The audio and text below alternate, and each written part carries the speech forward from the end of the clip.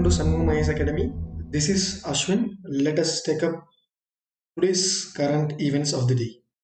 Topics for today's discussions are Freedom in the World 2021 report, which has been released by US-based Freedom House. We are going to discuss about it very broadly. World Wildlife Day 2021, first ever survey on fishing cats of the Chilika. India launches the Mercantile Marine Domain Awareness Center, that is MMDAC. Supreme Court judgment on Sedition Law. So let us take up the first one, that is Freedom in the World 2021 report downgrades India's ranking. So India's rank based on freedom has been downgraded from the previous one, which means already the report has been taken in which India was upgraded. Now it is downgrades. Freedom House releases the report. As I have told earlier, if you are studying a report, any report or any index, you have to focus three main things, that is who releases the report and the parameters taken up by the report makers and the rank of India. What is the rank of India in the report? So these are the three important things which you have to focus really while reading these reports and indexes. So it has been released by US based human rights watchdog, that is Freedom House. Freedom in the World 2020 report has taken some important things like political rights and civil liberties. The redly highlighted things are very important because they are taking the political rights and civil liberties as a parameter to discuss the report.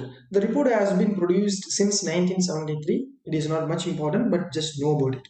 The methodology is Universal Declaration of Human Rights. So UDH, we are taking this method. The United Nations General Assembly adopted the declaration in 1948. That is also a mere important one. The report assesses the individual's real world rights and freedoms. As we have already discussed, it assesses the rights of freedoms. It doesn't focus on governments or government performance, the human rights. So it will not be focused on the government. It will be focusing on the laws almost. Countries, almost 195 countries has been assessed and 15 territories from January 1, 2020. And the report has been released now. The parameters taken by the organization is political rights indicators and civil liberties indicators.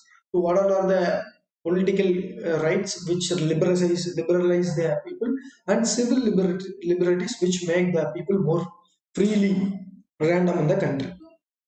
So the categories. So based on this report, based on this assumption and this organization releasing a category, based on this they will be giving some free, partly free, not free. Likewise they will be dividing the countries based on their performance in the political and civil liberties. So India comes under free to partly free. So it is very important. India comes under free to partly free. And it has been moved from 83 position to 88 out of 198 countries. So almost 5 downgraded. So it was in 83 in the previous year. Now it is 88. India's scores decreased from 71 to 67. So India is losing its freedom, as the report says. India's status has been downgraded. Why? Because the laws which are in India are making this very worst as per the report. Because sedition is a law, is a sedition 124A, which means any people or anybody in India should not talk against or report against the government personalities and the government. So if they doing any such activities, they will be put behind the bar or they will be penalized. So the freedom of speech is here curbed. Most of the political observers and reporters says that section 124A is a draconian law. So draconian law in the sense it has been in the British period, still it is being followed in India because this is one of the reason which makes Indian people not freely active. Government's coronavirus response was very less as per the report says, because most of the people are not accountable to, most of the people are not given with the answers they have asked in the government. The migrant crisis and violent and discriminatory enforcement by the police and civil vigilance, whereas most of the times police used to enforce in this section 124A, who used to talk about or deter the government rules and regulations. Attack on minorities, most of them it has happened. The decrease in judicial independence among others. These are all the things which makes the downgrades of India in the freedom report. So let us take up the interesting one, that is World Wildlife Day. It is environmental based one. It has been celebrated since 2013. We all know that. Still, it is going on. It has been combined with CITES, that is Convention on International Trade in Endangered Species of Wild Fauna and Flora. Here we are encouraging the growth of wild fauna and flora by celebrating this World Wildlife Day 2021. So CITES also an important organization which restricts the movement of or trade of or flora and fauna from one place to another place, or one country to another country, or within state to other state. So this site secretary has been designated as a facilitator for the global observance of this Day of Wildlife. So this Wildlife Day is being facilitated by these sites. What is the theme? So here we have to study the theme. So 2021's Wildlife Day's theme is Forest and Livelihoods, Sustaining People and Planet. So this is the theme. You should be knowing what is the theme of each and every year. So Wildlife Day is celebrated each and every year, and it is also has been facilitated by our sites. This is the Convention on International Trade in Endangered Species of Wild Fauna and Flora. So this is very important. What is the theme here? Please note down. So let us take up the next one, that is also an environmental based one. First ever survey on fishing cats of the Chilika. What is fishing cat? We have already seen this in our previous current year affairs. That is, this is the wild cat, that is fishing cat. The first ever survey of the fishing cat in and around the Odisha has been started, because Odisha is a place which is very much near to the Chilika lake, which is located very near to that. So Chilika lake is a saltwater lake which have much amount of fishing cats. So fishing cat also maintains the food chain and food web over there. So we have to note down the importance of fishing cats. Fishing cat is a nocturnal animal, nocturnal mammal. Mammal in the sense it used to feed fed up its offsprings. So that is what mammals. Nocturnal in the sense it only hunt in the night days. Night. Only night it will be doing hunting. It is almost twice the size of house cat. So it will be the twice the size of our house cat. They are generally found in the marshy wetlands. So marshy wetlands are existing in Chilika Lake, and in the northern and eastern region of India also we are having mangroves also in the east coast. What is the threat for this fishing cat? Because fishing cat also play a major role in the food chain in the marshy wetland ecosystem. So it is important to study the threat which has been faced by the fishing cat existing over there. The loss of habitat due to the destruction of wetlands. So wetlands are being destructed. So the place of living or habitat has been affected. These fishing cats are looking like tigers. So people who are living over there near Chilika Lake has been feared or panicked because these are looking like a juvenile tiger. Juvenile tiger in the sense a small one or a growing tiger, a young tiger, juvenile tiger. So this appearance makes the people to be panicked. So some initiatives has been taken up by the government of Odisha to make up this or grow up this fishing cat. It has been announced as an ambassador of Chilika Lake so that it can be conserved very effectively. Fishing cat project also has been implemented, to which government is making awareness about this fishing cat among the fishermen over there. The Odisha Forest Department launched a 2-year project for the conservation of fishing cat in the Bhitarganika National Park. So here we have to note what is Bhitarganika National Park. So it is a nearby national park which is located in Odisha forest. So here they are making this project. This is a conservative activity for fishing cats. Let us take up the next one. That is India launches Mercantile Marine Domain Awareness Center. So India is going to implement Sagar Manthan. Sagar Manthan is a vessel tracking center. Here they will be tracking the vessels of India and other countries on the coastlines. So we are having coastlines. In here we will be having this centers around 1000 kilometer. This center will be monitoring the movement of vessels of India and other countries also.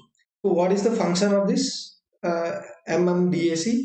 It has a real-time vessel tracking feature that can help seafarers. Seafarers in the sense who used to go and around or move around the sea, and the fishermen in times of need. So it will be very helpful to the fishermen. Apart from tracking Indian vessels globally, it can also track foreign vessels within 1000 kilometers as we have discussed here. 1000 kilometer of Indian coastline. So when it is comes to India, around 1000 kilometer of coastlines of India, it can monitor the movement of vessels which come from any country. It can also organize help for other countries in case of an emergency. So most of the time ships are loses its signals, or it will sink into the sea so that we cannot get the signals. So such sometimes such times this mercantile marine domain awareness center will be useful in the emergency times. So it will be operated by Director General of Shipping of India. India will be sharing this information system with Sri Lanka and Maldives. So it is only with Sri Lanka and Maldives now. So later it can increase with some other countries also. So this will be helpful for Sri Lanka, Maldives, and India only. Now, Supreme Court judgment on sedition law. I have already told what is sedition. Sedition is a section sedition 124A. Section 124A of IPC comprises the sedition. The person who talks about or who is causing ill effects to the government will be put behind the bar under the section 124A Indian Penal Code. So here we discuss what is the case. The Supreme Court in Rajat Sharma versus the Union of India case ruled in favor of Farooq Abdullah.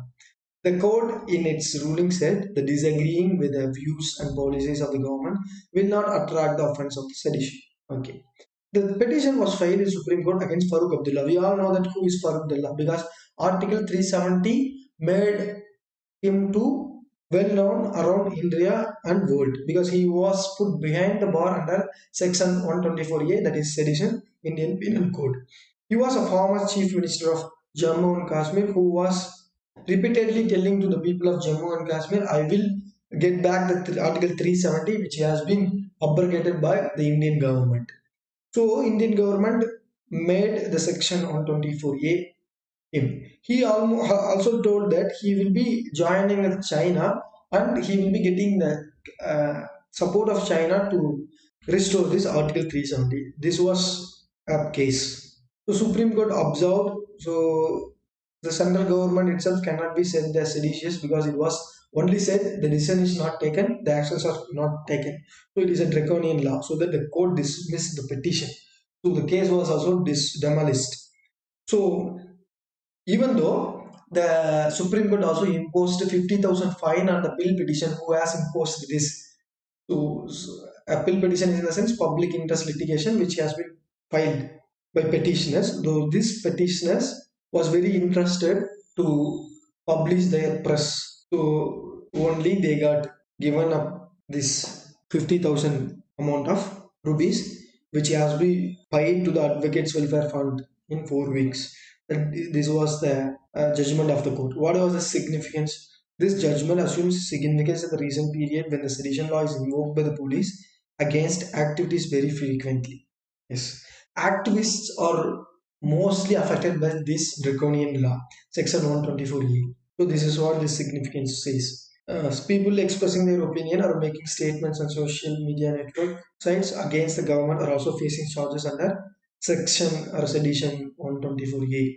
So if you are talking anything in your YouTube channel or any other social media, you will be put behind the bar or you will be entitled to this sedition 124A, which is draconian law, which should be abolished as per the reporters and analysts says. So with this we wind up and let us take up this prelims based questions. I have discussed about very well about fishing cats. So these are being very endangered nowadays because this population is reducing. This can be the question in this prelims or coming prelims. Notification has been released. Please study very carefully. We have to focus more on current affairs and we have to focus on the static portion also. So please study very carefully. So let us take up the first question. Consider the following statement with regard to fishing cats. The Odisha government designated fishing cats as ambassador of Chilika Lake. That's true. To conserve fishing cats which are prevailing in Chilika Lake, the government of Odisha has taken this project to name the fishing cats as ambassador of Chilika Lake. Fishing cats are elusive diurnal mammals. Second one is absolutely and obviously wrong because it is not diurnal mammals, these are nocturnal mammals. Nocturnal in the sense they will only come out in the night and they will be doing the hunting or preying in the night times only. That is why they are known as nocturnal animals. Diurnal in the sense they like humans. We used to do our works in the daytimes. That is what diurnal. So diurnal in the sense day, nocturnal in the sense night. So you can use D for day, N for night. Easily you can remember. So it is not diurnal mammal, it is a nocturnal mammal. So the answer is, which is one is the correct A only. We should go for A only. So let us wind up this session with this. I will meet you on tomorrow's session. Thank you for watching.